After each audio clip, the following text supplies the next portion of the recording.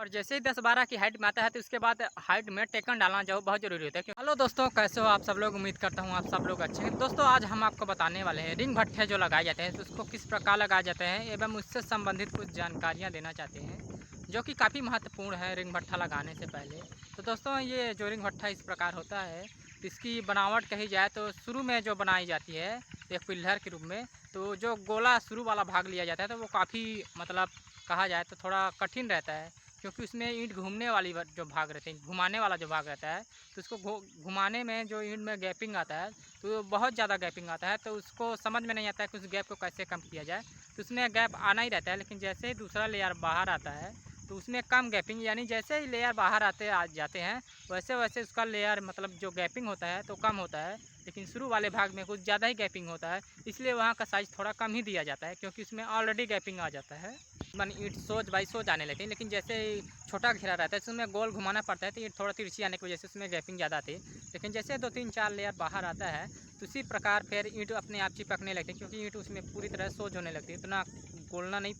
गोला नहीं रहता है तो उसमें कटाव नहीं आता है, जिससे गैपिंग बहुत कम आ जाता है। और गाइस इसकी बात की जाए तो इसके नीचे के पोजीशन के तो नीचे एक खड़ी गोड़ा डाला जाता है, जिसमें एक बाई एक ईंट में 2 भाग दिया जाता है, लेकिन इसको आप अपने ईंट की मजबूती के अनुसार तो भी कर सकते हैं, लेकिन इसमें ईंटा का जो गोड़ा होता है वो काफ़ी ज़्यादा जाता है, इसलिए इसको करीबन एक ही डाला जाता है, जिससे यहाँ की ईंट भी ये पक जाती है। अगर इसको डबल किया जाए तो यदि हो सकता है भूसा कम पड़ने की वजह से ये ईंट पक भी नहीं सकती, इसलिए इसको प्रायः एक ही ईंट का डाला जाए, जिसमें एक ईंट में 2 गोड़े रहते हैं। और इसकी हाइट की बात की जाए तो इसकी हाइट आप करीबन 25 से 30 ईंट तक ले जाते हैं, उससे भी ज़्यादा ईंट ले जा सकते हैं, आपकी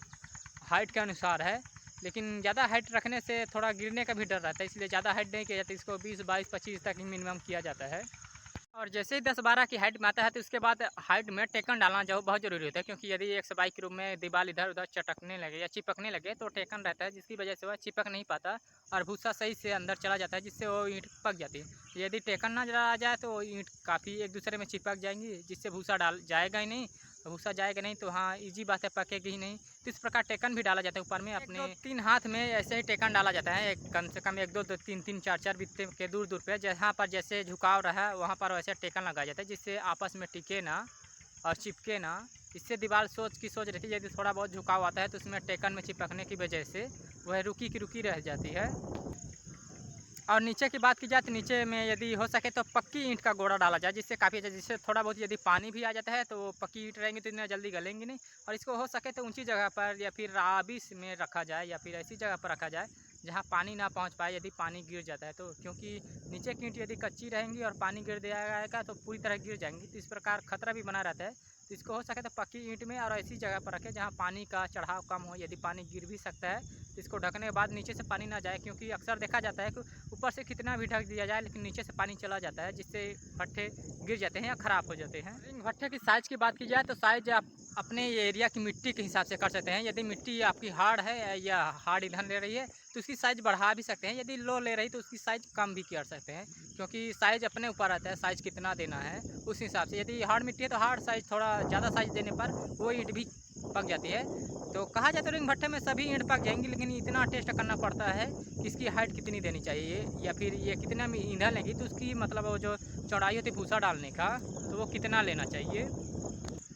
तो अपने एरिया की मिट्टी के अनुसार इसकी साइज़ दी जाती है, कहीं की मिट्टी ज़्यादा हार्ड ईंधन लेती है, कहीं की कम। तो हमारे यहाँ की नॉर्मली मिट्टी है इस प्रकार इतना ईंधन लेती है, तो इसको इतने साइज़ में दिया जाता है जिससे काफ़ी अच्छी ईंट आ जाती है। तो बात की जाए बाहरी घेरे के, तो बाहरी कुछ 2-3 घेरे जैसे कि पर्दे से जो घेरा लगा रहता है किनारे का, तो ये घेरा थोड़ा कमज़ोर आता है। उसके बाद जैसे कि अंदर के घेरे आते हैं तो काफ़ी अच्छे आते हैं, लेकिन यदि थोड़ा देखा जाए तो यदि बाहर के घेरे को थोड़ा हॉल ज़्यादा दे दिया जाए तो भी काफ़ी अच्छी ईंट आ जाती है, जिससे आपको ये बाहर के घेरे में जो मंदापन देखने को मिलता है वो नहीं मिलेगा, क्योंकि बीच की ईंट तो ऑलरेडी 1 नंबर 2 नंबर में आती है। बात की जाती है कि इसमें भूसा कितना लगेगा, तो भूसा भी गाइस उसमें कहा जाए तो उसके साइज़ पे ही डिपेंड करता है, जितना साइज़ दिया जाएगा तो उसके हिसाब से भूसा लगेगा, और भूसा का प्राइस क्या है उसके हिसाब से भूसा लगेगा, क्योंकि जब तक वो पूरी तरह भर नहीं जाएगा तब तक उसमें भूसा डालना ही पड़ता है, सुबह शाम हो तो उसमें भूसा भरना ही पड़ता है, क्योंकि जब वो जलने लगता है एक साथ कितना भी भूसा डाल दिया जाए तो जैसे जैसे जलता है तो वैसे वैसे नीचे होते रहता है, तो उसमें भरना ही पड़ता है जब तक पूरी तरह ऊपर भर ना जाए या पक ना जाए पूरी तरह, तो इसमें भूसा का डालन सुबह शाम ही रहता है। और गाइस रिंग भट्ठे में कहा जाए तो पूरी ईंट सूखी हुई होनी चाहिए, नहीं तो पूरे ईंट खराब हो जाती है। यानी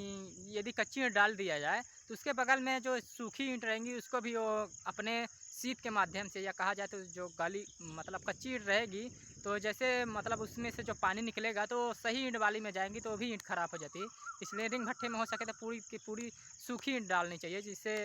उसमें कटाव ना आए या टूट पन ना आए। नहीं तो यदि कच्ची ईंट रहेंगी तो उसमें काफ़ी टूट आ जाता है। और थोड़ा ये भी रिस्क रहता है कि जैसे ऊपर वाले भाग में भूसा भरा जाता है, तो जैसे ऊपर में भूसा जो डाला जाता है, ऊपर में भूसा भरा जाता है तो उसमें क्या होता है कि भूसा भरा रहता है तो समझ में नहीं आता कि पैर कहाँ रखना है। तो इसमें थोड़ा रिस्क रहता है कि कहीं ईंट पे पैर पड़ने की बजाय यदि उसमें जो हॉल दिया रहता है उसमें यदि पैर पड़ जाता है तो नीचे पैर चला जाता है, जिससे गिरने का भी काफ़ी डर रहता है। तो थोड़ा रिंग भट्ठा रिक्सी रहता है, तो इसको लिए थोड़ा हिसाब से चलना पड़ता है ऊपर भूसा डालने के लिए। दोस्तों कहा जाए तो रिंग भट्ठा सबसे सरल होता है, क्योंकि इसमें सिर्फ भूसा का इस्तेमाल होता है। भूसा बस डाल के आप ईंट को पका सकते हैं। लेकिन यही बात यदि आ जाती मौसम पे, यदि मौसम ख़राब हो जाता है तो यही भट्ठा सबसे कठिन होता है, क्योंकि आग यदि डली रहेगी या फिर जैसे ही रिंग भट्ठा बन गया है तो उसको ढकते या फिर उसमें आग डली है तो उसको ढकते नहीं बन पाता, चाहे वो कच्चा हो या फिर उसमें आग डली हो या ना हो। क्योंकि इसमें थोड़ा सा भी यदि पानी ऊपर से नहीं जाता तो कोई फ़र्क नहीं पड़ता, यदि नीचे से थोड़ा सा भी पानी चला जाता है तो ईंट कच्ची होने की वजह से काफ़ी ज़्यादा गिर सकता है। तो इसलिए इसको हो सके तो सही मौसम में ही लगाया जाता है। इसलिए इसको ज़्यादा बड़ा नहीं लगाया जाता, छोटा सा ही लगाया जाता है। जितना जल्दी हो सके इसको बना के इसको पका लिया जाए उससे अच्छा। ज़्यादा बड़ा भट्ठा यदि लगाया जाता है तो उसमें अक्सर ये देखा जाता है कि उसमें 1 महीना 1.5 महीने तक रुकना पड़ता है, क्योंकि A to Z इसमें आप लगाने से लेकर पूरा पकाने तक रुकना पड़ेगा। तो लगाने के लिए तो आप हो सकता है 15 ही दिन में लगा सकें, लेकिन पकने में करीबन 15 दिन लगेगा, तो 1 महीना लग ही जाता है। तो इस आधार पर इसको मौसम साफ देखते हुए जितना जल्दी से हो सके तो ज़्यादा बड़ा भट्ठा नहीं लगाया जाता है। और ज़्यादा बड़ा भट्ठा लगाने में टाइम भी बहुत लगता है, इसलिए छोटे ही भट्ठे ज़्यादातर लगाए जाते हैं। तो दोस्तों आज के लिए इतना ही, मिलते हैं किसी नेक्स्ट वीडियो में।